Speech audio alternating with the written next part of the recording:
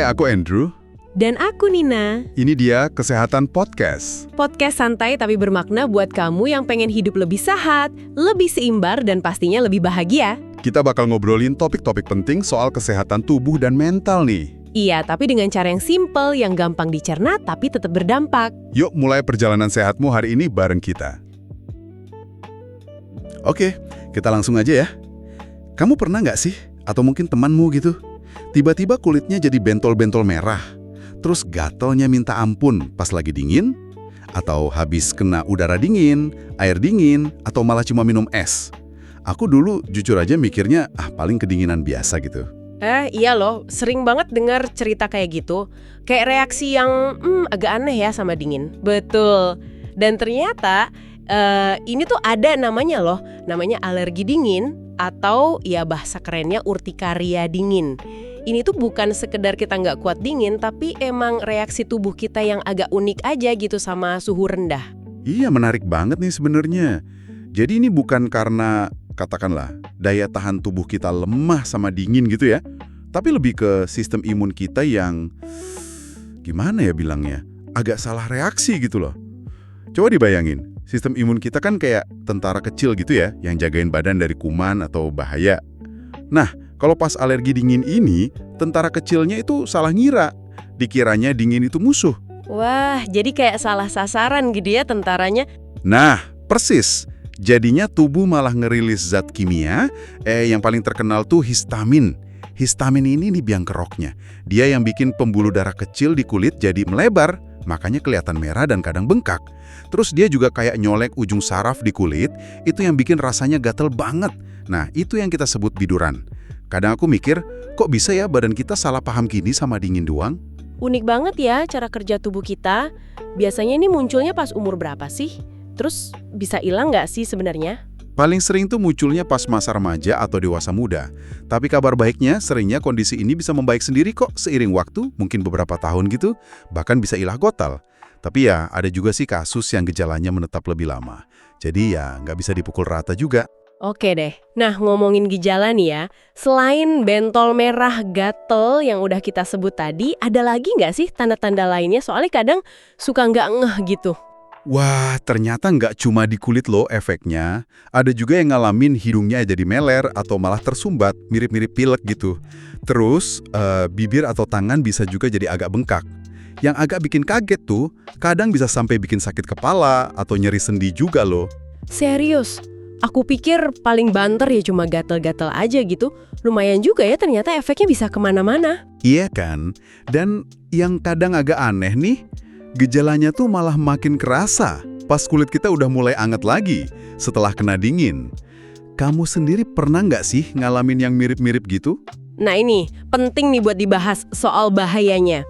Kebanyakan kasus alergi dingin ini emang gejalanya ringan aja sih, ya paling gatel sama bentol tadi itu, nggak sampai ngancem nyawa. Tapi, nah ini perlu diingat banget nih, meskipun kejadiannya sangat jarang, ada risiko reaksi alergi yang parah banget, namanya anafilaksis. Anafilaksis? Kedengarannya serem banget. Itu gimana tuh gejalanya? Itu kondisi darurat medis serius banget. Gejalanya tuh bisa tiba-tiba sesak napas, terus pusing berat kayak mau pingsan, jantung jadi deg-degan kencang banget, nggak karuan, malah bisa sampai beneran pingsan. Aku ulang ya, ini jarang banget, tapi penting banget buat kita semua tahu tanda-tandanya.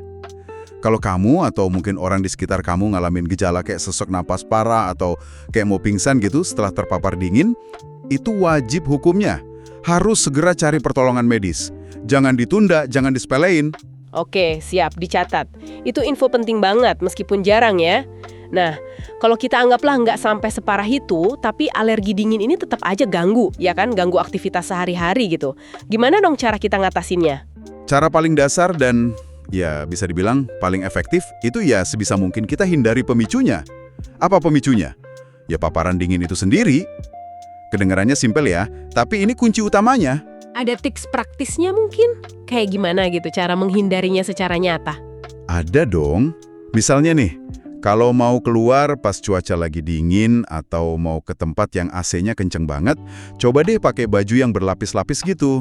Terus, jangan lupa pakai sarung tangan, syal, sama kaos kaki tebal. Tangan, leher, kaki kan sering banget tuh kena dingin langsung.